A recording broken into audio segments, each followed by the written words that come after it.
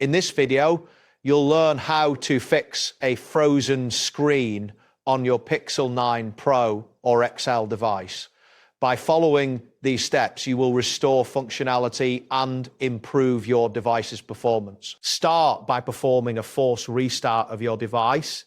Press and hold the power button located on the right side of your Pixel for about 20 to 30 seconds. Continue holding until the Google logo appears on the screen. This action forces your device to restart and is often the quickest way to resolve freezing issues. Make sure not to release the button too early, as this could interrupt the process. Once the Google logo is visible, you can let go of the power button. After your device has restarted, take a moment to check your recently installed applications, navigate to the app drawer, and look for any apps that may be causing problems. If you identify any suspicious or recently installed apps, uninstall them by pressing and holding the app icon, then selecting the option to uninstall.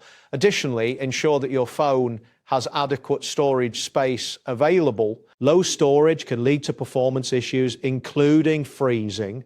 Consider deleting unnecessary files or apps to optimize your device's performance. Next, it is important to check for any available software updates.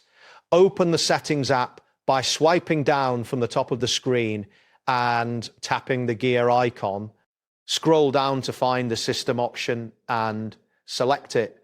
Within the System menu, tap on System Update to check for any updates. If an update is available, follow the prompts to install it. After the installation is complete, restart your phone to ensure that all changes are applied. Software updates often include bug fixes that can enhance the stability of your device. Once your device is restarted after the update, test its functionality to see if the freezing issue has been resolved.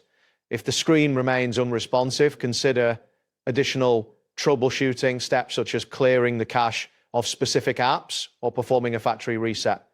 However, be aware that a factory reset will erase all data on your device, so ensure you back up important information beforehand. And that completes the process.